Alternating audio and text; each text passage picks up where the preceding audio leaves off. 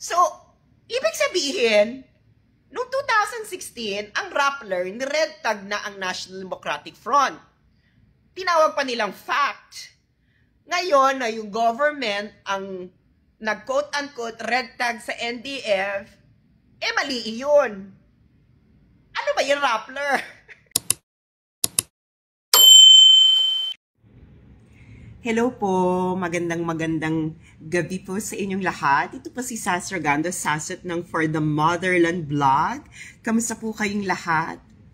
Ayan, kakauwi ko lang ng mga ilang oras from Cavite, from Imus, Cavite. At ako po ay naging speaker again sa graduation part 2 ng Southern Philippines Institute of Science and Technology. At hello, kamusta po yung mga magulang at mga estudyanteng nandoon na nakasalamuha ko at nakipag-picture taking sa amin sa stage. Maraming salamat po. At ayan, kamusta yung mga kaka-tune in pala? Maraming salamat po sa mga share ng aking live stream at mga nag-follow. On the road to 1 million na po tayo, mga kakampu po. At ito pa rin po ang inyong paboritong Dugyot Kanal. Ayan, kamusta? Ito kasi mga friends, sandali may mga nagpapa-shoutout. Hello sa mga nasa UK, mga nasa Hong Kong, at asan pa ba kayo? Mga nasa Germany. Ayan, may nakita ko nasa Germany. Ano pa, napaka-interesting ng topic natin ngayon kasi kamuntikan na akong mabilauka. Hello sa mga nasa Baler, Aurora. Very interesting tong topic, mga friends. Tatumbling kayo, di ba? Hello sa mga nasa Cayman Islands. Hello sa mga nasa Italia. Buongiorno. Hello sa mga nasa Brazil. Ayan. At saan pa ba kayo? Nasa Imus ka pala kanina. Yes po, hello na po sa mga nasa Thailand, mga nasa Vienna, hello. At saan pa ba kayo? Mga nasa Kuwait. Okay, at mga Negros Occidental. Ayan. At mga nasa Milan, hello. Kamusta? Ayan, thank you so much mga nag-share ng aking Facebook. Thank you so much. Hello sa mga nasa California, Boracay, Aklan, Riyadh, at kung saan sa pangdako ng mundo. Kamusta? At mga nasa Egypt at Belgium at Kuwait. Ayan. Ito po, napaka-interesting ng topic natin ngayon. Dahil ang involved na naman ng ating favorite bloggers, ang Rappler. Rappler. Paris. Hello, mga nasa Paris, Cebu City, Dubai. Gising pa ang mga taga Middle East ha. Kasi paano pa lang eh. Ano ba oras ba dyan? Diba 3 hours advance ang Philippines? So 12, 11, 10, 9 p.m. Ayan. Hello sa mga nasa Saudi Arabia uli. Hello. Ito na po mga friends. Oy, thank you sa mga nagsisend ng stars. Lumiliwanag ang buhay. Char. Ito na mga friends. Okay. Katulad ng sinabi ko sa ating description sa live stream na ito, ang red tagging ay mali unless na ang Rappler ang gumagawa noon.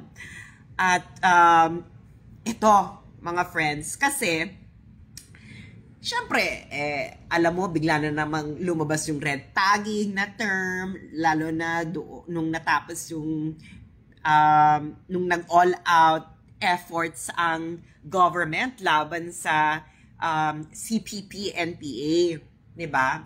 Ngayon, alam nyo naman, biglang yung mga tao, di ba? Bigla silang, lalo na yung mga anti-Duterte, biglang, oh my God, mali ang red tagging. Bakit mo sasabihin komunista, aktivista lang naman, eklavu, char, ganyan. At ang isa sa mga pinakamalakas mag-declare na mga ganyang eksena ay ang ating favorite blogger, ang Rappler. Hello sa mga nasa Bahrain. Salamat sa mga nag-share ng aking content. Thank you po. Thank you. At mga nagpapadalang star. Hello sa mga taga Malaysia. Okay. So halimbawa, ito papakita ko sa inyo yung isa sa mga latest article ng Rappler. Okay. Ito ay sinulat ni Lian Buan. Ito si Lian Buan. Ayan. Sana si Lian Buan ay nakikinig, 'di ba? Tapos ang title niya, sinulat niya ito ng June 15, 2022. Rappler. Sa ang ano niya heading, Philippines designates NDF's Luis Halandoni as a terrorist. Okay. NDF. Okay, yung National Democratic Front. Tapos ay nakakaloka kasi dito, doon sa sinulat ni Lian Buan ng Rappler, may eksena pa siya dito na hanapin ko lang ha, yung sinulat dito ni Lian Buan ng Rappler. Ito. Sabi ng Rappler, basahin natin ha. The designation of the NDF as a terrorist group worried political dissenters because they saw it as the first of moves to start designating activists who had been involved in the peace talks as consultants to the NDF. So, ayan. So, in short, ang article na ito ni Lian Buan noong June 15, 2022 ay nagsasabi na, ayun, anti-red tagging article, di ba? Ang NDF daw, na red tag, di ba? Ibig sabihin na red tag, ibig sabihin ng na red tag po na associate sa mga communist. Yan ang sabi ng Rappler. Ayan, ni Lian Buan. Ganon. June 15, 2022. Ngayon po, magbabacktrack po tayo. So, 2016. Babalik po tayo sa 2016. So, 2022. So, 21, 20, 19, 18, 17, 16. Magbabacktrack po tayo ng 6 years ago. 6 years ago. Okay? Ang exact date po ay August 22, 2016. August 22, 2016. Hello po sa mga nasa Malaysia. Thank you po sa mga nagpapasend ng kisses. Huwag po tayo masyadong maghalikan. Baka po tayo ay dumami masyado. Charot. Anyway, magbabacktrack right 6 years ago. So, anong nakita ko 6 years ago? Rappler again, Rappler. Ngayon, ang ano nila is, sinulat naman ito ni Caterina Francisco. August 22, 2016, Rappler. Caterina Francisco. Ang title ng article, Fast Facts. O, facts ha, kayo na nagsabi, Rappler. Ang sinulat nyo ay facts. Fast pa nga eh, mabilis na fact. Charot. Ang title is The CPP, NPA, NDF, and the Oslo Talks. Okay. Fast Facts, August 22, 2016. Rappler by Caterina Francisco. Ngayon, meron kasi ditong primer. Okay? Sabi nila, ganito. Sabi ng Rappler, ganito nila diniscuss ng Rappler as fact. Rappler as fact. Ang sabi niya, the CPP or a Communist Party of the Philippines has two related units. Ibig sabihin may dalawang unit ang Communist Party of the Philippines. Ano-ano yung mga unit? The Armed Wing, the New People's Army, NPA, which was established in 1969, and its political arm, the National Democratic Front of the Philippines. Ay, sus! Nagets nyo ba? Nagets nyo ba, mga friends? According po sa ating pinaka number 1 source ng facts na ayaw sa red tagging is dalawa ang units ng Communist Party of the Philippines. Ang New People's Army at ang National Democratic Front of the Philippines o NDF. Wait lang.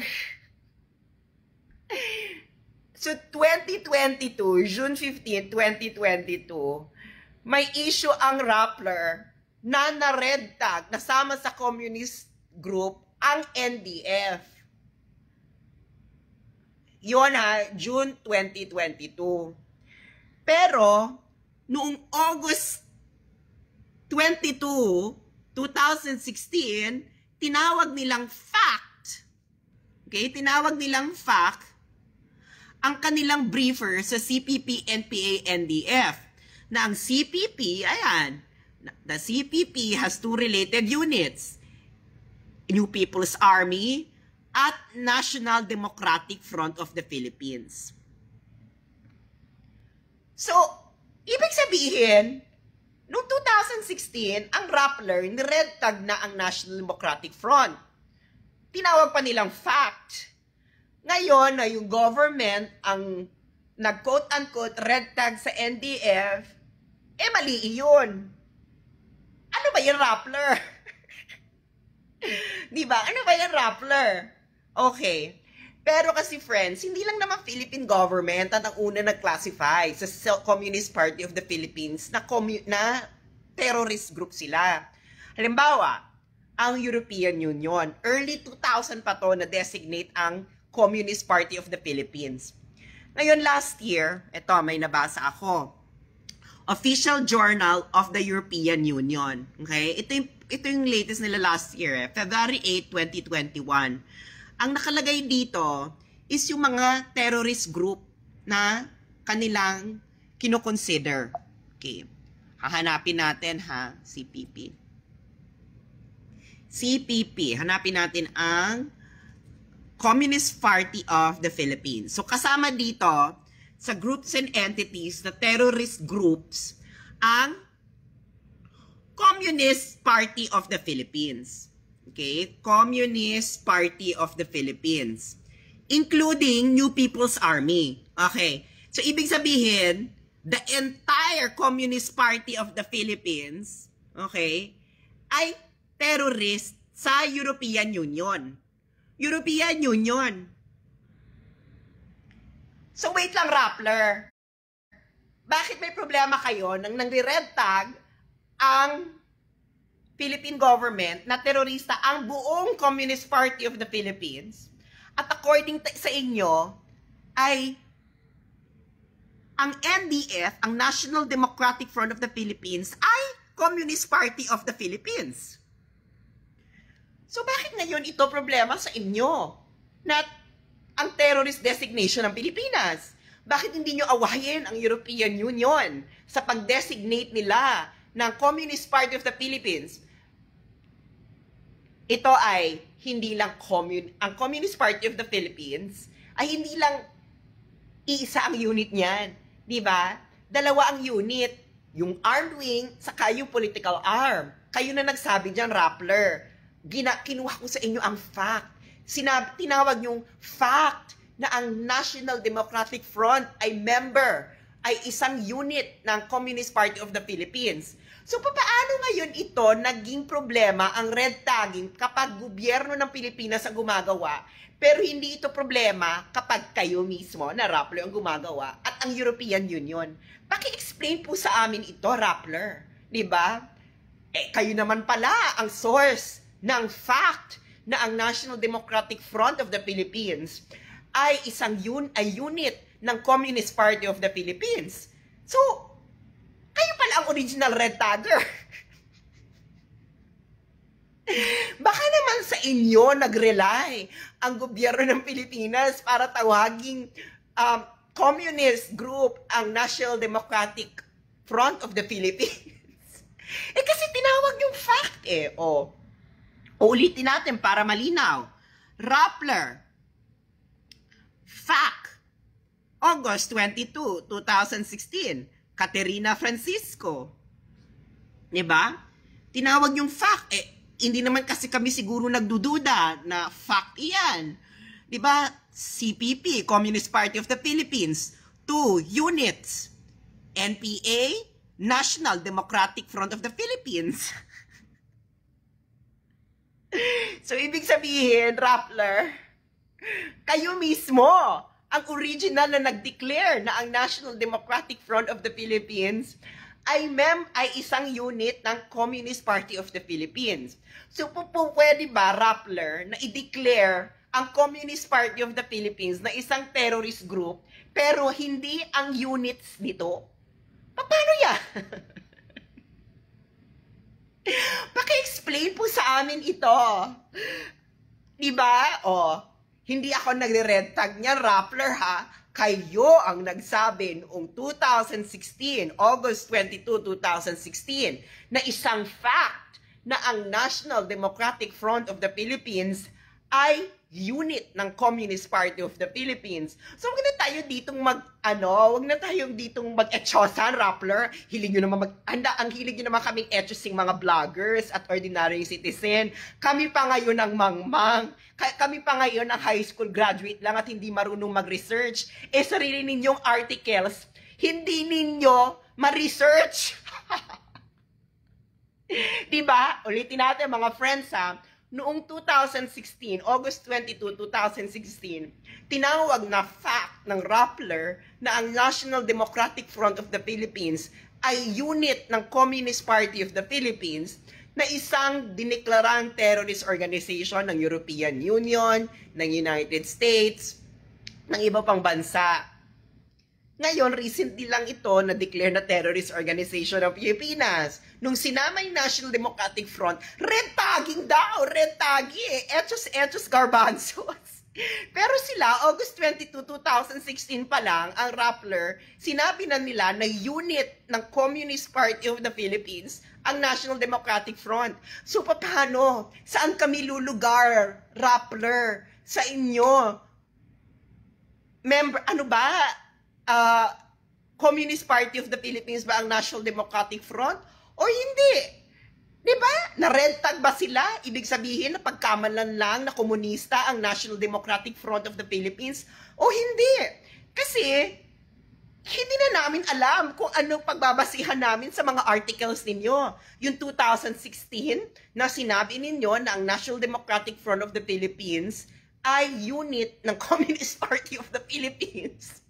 O inyong mga recent pronunciation na sinasabi ninyo na ang National Democratic Front of the Philippines ay na-red tag lang. Ano po ba mga friends? Anong masasabi ninyo sa sa research abilities ng Rappler? Ang nakakaloka kasi dito sa Rappler, ang hilig-hilig yung magbintang na hindi marunong mag-research yung ibang yung mga vloggers. Paano ito? Yung sarili ninyong articles, hindi nyo na-research. Para atang mas kaduda-duda yung ganyang research ability. Either meron na kayong amnesia or nakikisakay lang kayo sa kahit anong issue makakapagbagsak sa gobyerno. Diba? So, Rappler, pakilinaw po sa amin to. Kasi gusto po naming magkaroon ng enlightenment. Ano po ba ang fact? Yung sinulat nyo noong 2016 ng National Democratic Front of the Philippines ay unit ng Communist Party of the Philippines? O ito mga sinasabi nyo ngayon na halos ipagtanggol yun ang National Democratic Front of the Philippines na hindi sila komunista at na red tag lang sila? Sino po ang mag-a-adjust? Sabi ni Paige Perez. Sino po kami po ba ang dapat mag-adjust? Or kayo? Or ano nga po ba? So, di ba? Ayun po. Ano pong masasabi nyo po dito? Kasi, lalo na Rappler, naguguluhan po kami. Ano po ba ang fact na red tag lang ang National Democratic Front of the Philippines? Or talagang unit sila ng Communist Party of the Philippines as you wrote in 2016 na dineclare nyo yung isang fact? Pwede bang fact siya noong 2016 sa inyo at ngayon hindi na siya fact? Grabe naman fact-checking ito. Nag-iiba ang fact kung gusto o ayaw ninyo ang gobyerno, ha? Kayo, ha? European Union daw ang kailangan mag-adjust. Ayun nga. O bakit hindi nyo interviewin ang European Union? Diba? Bakit hindi nyo bardagulin ang European Union na nag-designate sa entire Communist Party of the Philippines as a terrorist? Bakit yung gobyerno natin ang binabardagul ninyo? Takot pa kayong hindi mabigyan ng visa sa EU? Charot! Diba? So, nagkamali daw sila noong 2016, sabi ni Hani Sakel Santos. Hindi natin alam kung nagkamali po sila or talagang sadyang nililito po na tayo. Para po maging relevant sila at pinakita lang po nila ang kahusayan po ng kanilang research abilities. Di ba? So, again, Rappler, sana makarating to sa inyo. Ano po ba ang tunay na fact? Yung sinulat nyo ng 2016 na ang National Democratic Front of the Philippines ay unit ng Communist Party of the Philippines o ngayong mga recent ninyong sinusulat na ang National Democratic Front of the Philippines ay na-red tag lamang. Marami pong salamat at sana po ang Rappler po ay magkaroon po ng paliwanag sa kanilang ang magkasalungat na pinagagawa dahil naniniwala pa rin po tayo na sila po ang totoong source ng fact.